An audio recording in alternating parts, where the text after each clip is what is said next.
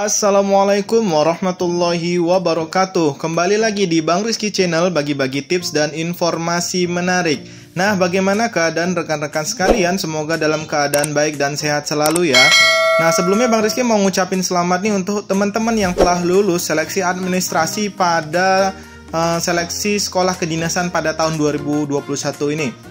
Nah, setelah kalian lulus dari seleksi administrasi, kalian akan melanjutkan seleksi kompetensi dasar atau yang disingkat dengan SKD. Nah, di video kali ini Bang Rizky akan membagikan sedikit kisi-kisi dan informasi tentang seleksi kompetensi dasar atau SKD untuk sekolah kedinasan tahun 2021. Nah, sebelumnya kita harus mengenal SKD sekolah kedinasan itu sendiri ya. Informasi ini Bang Rizky dapatkan dari Kementerian Pendayagunaan Aparatur Negara dan Reformasi Birokrasi. Nah, di sini SKD itu adalah seleksi kemampuan dasar untuk calon mahasiswa atau praja ataupun taruna sekolah kedinasan. Nah, beberapa materi yang akan diujikan adalah yang pertama, tes karakteristik pribadi atau TKP. Kemudian yang kedua adalah tes intelijensia umum atau TIU, dan yang terakhir adalah tes wawasan kebangsaan atau TWK. Nah, untuk tes ini kalian harus melewati ambang batas yang telah ditentukan oleh pihak penyelenggara. Baik, kategori TKP sendiri jumlah soalnya adalah 45 dengan nilai ambang batas 156. Bobot jawaban paling tinggi 5, paling rendah 1, tidak menjawab 0. Maka Bang Rizky tekankan untuk teman-teman sekalian, untuk tes TKP ini kalian tidak boleh mengosongkan jawaban karena nilai terendah itu adalah 1. Jadi tidak ada salah di sini ya TKP. Jadi nilai paling rendah 1 dan nilai paling tinggi 5. Jangan sampai kosong karena kalau kosong nilai kalian 0. Sayang sekali. Kemudian untuk kategori TIU jumlah soal adalah 35 dengan nilai ambang batas 80. Kemudian TWK jumlah soal 30 dengan nilai ambang batas 65. Di mana untuk TIU dan TWK, bila benar kalian mendapatkan skor 5, salah atau tidak menjawab 0. Nah, yang harus diperhatikan di sini berdasarkan pembobotan tersebut, maka nilai kumulatif yang memenuhi ambang batas adalah 301. Jadi kalian harus memenuhi nilai paling sedikit 301 dengan nilai ambang batas TKP sebesar 156, TIU sebesar 80 dan TWK sebesar 65. Nah, pertanyaannya apabila bagaimana kalau misalnya TKP kalian 156 nih, tapi TIU-nya 60, tetapi TWK-nya itu mendapat skor 85 dan di jumlah 301, apakah lulus? Jawabannya tidak, karena tidak memenuhi ambang batas. Walaupun nilai kumulatifnya 301, tapi kalau misalnya nilai ambang batas dari TKP, TIU, dan TWK tidak memenuhi, maka tidak lulus. Maka kalian harus memenuhi nilai ambang batas tersebut ya. Kemudian yang harus diperhatikan adalah nilai kumulatif tertinggi yang dapat diraih peserta seleksi SKD sebesar 550 dengan nilai TKP sebesar 225, TIU sebesar 175 dan TWK sebesar 150. Nah, kalau kalian hebat dan jago nih, kalian bisa mendapatkan nilai sempurna sebesar 550. Nah, pengecualian untuk daerah afirmasi, nilai akumulatif SKD terendah 281 dengan nilai TIU paling rendah sebesar 55. Di sini Bang Rizky tidak akan menjelaskan lagi mana aja daerah afirmasi tersebut karena sudah dijelaskan di dikdin.go.id ya untuk pendaftaran pada seleksi administrasi kemarin, mana saja daerah yang termasuk daerah afirmasi. Oke, kemudian kita akan membahas kisi-kisi SKD sekolah kedinasan. Nah, yang harus kalian pahami, kenapa sih harus kita tahu kisi-kisi? Jadi kisi-kisi ini berguna untuk mempermudah seseorang dalam belajar dan mempersiapkan diri dalam menghadapi ujian. Dengan memahami kisi-kisi materi yang dipelajari, kalian bisa fokus dan maksimal untuk belajarnya. Jadi nggak kemana-mana. Jadi kalian sudah fokus nih apa-apa aja yang harus dipelajari, dan setelah fokus itu kalian bisa memaksimalkan materi-materi yang telah kalian dapat. Oke, berikutnya kita akan membahas tentang tes karakteristik pribadi atau TKP.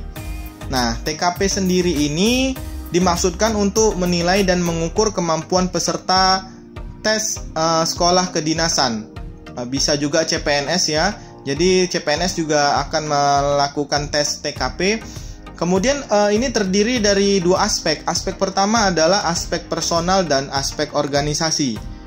Nah, dalam tes karakteristik pribadi, aspek personal yang akan diujikan itu meliputi integritas diri, profesionalisme, teknologi informasi dan komunikasi, semangat berprestasi, kreativitas dan inovasi, kemampuan beradaptasi, kemampuan mengendalikan diri, kemampuan bekerja berkelanjutan, kemampuan bekerja mandiri dan tuntas, kemudian yang terakhir adalah kemampuan menggerakkan dan mengakomodir orang lain.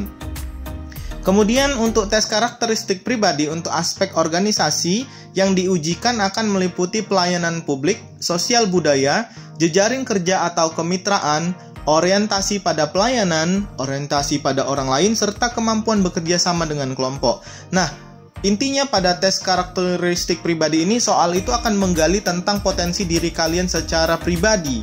Bagaimana kalian menghadapi pelayanan publik nanti di kantor, kemudian bagaimana kalian bersosialisasi dengan teman kerja, membangun teamwork yang baik untuk mencapai tujuan dari instansi yang kalian tempat bekerja nanti, seperti itu.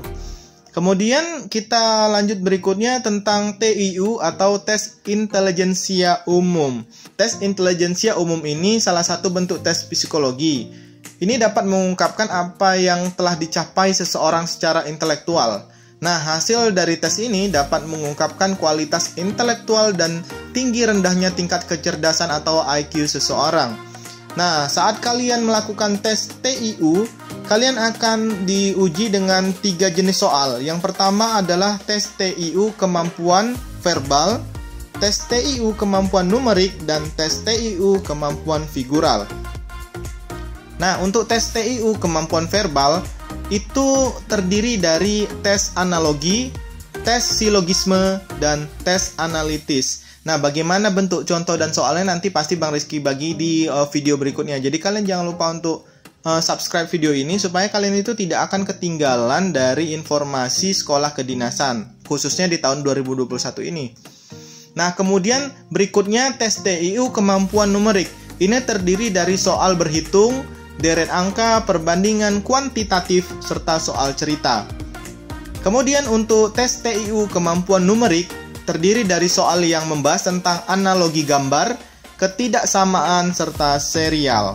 Nah, nanti Bang Rizky juga akan membuat video yang membahas tentang contoh-contoh soal nih, tentang tes-tes yang akan nanti dikeluarkan seperti itu ya. Jadi jangan lupa nih untuk subscribe video ini supaya kalian itu nggak ketinggalan. Oke, kita lanjut ya. Tes berikutnya adalah tes TWK atau tes wawasan kebangsaan. Nah, tes wawasan kebangsaan ini digunakan untuk menilai penguasaan pengetahuan dan kemampuan, implementasi nasionalisme, integritas, bela negara, pilar negara, dan bahasa Indonesia. Nah, soal tes wawasan kebangsaan ini terdiri dari soal-soal yang berkaitan dengan nasionalisme, integritas, bela negara, pilar negara, bahasa Indonesia, Undang-Undang Dasar 1945, Bhinneka Tunggal Ika, NKRI atau Negara Kesatuan Republik Indonesia, di mana untuk soal tersebut akan berkaitan dengan sistem tata negara Indonesia, sejarah perjuangan bangsa Indonesia, peranan bangsa Indonesia dalam tatanan regional maupun global, dan kemampuan berbahasa Indonesia secara baik dan benar. Jadi dari tes-tes tersebut kalian udah bisa mempola nih atau mengkelompokkan apa-apa saja yang harus kalian pelajari untuk persiapan nanti sebelum tes SKD. Dimana waktu SKD ini sudah dekat, jadi kalian harus mempersiapkannya dengan baik. Dengan kalian mengetahui kisi-kisi ini, kalian tidak perlu lagi belajar di luar konteks yang disampaikan. Jadi kalian bisa fokus dan meningkatkan fokus kalian untuk mendapatkan hasil yang lebih baik.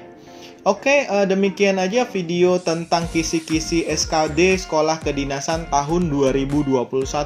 Jangan lupa like, comment, share, dan subscribe supaya kalian tidak ketinggalan informasi tentang seleksi sekolah kedinasan khususnya pada tahun 2021 ini. Terima kasih. Wassalamualaikum warahmatullahi wabarakatuh.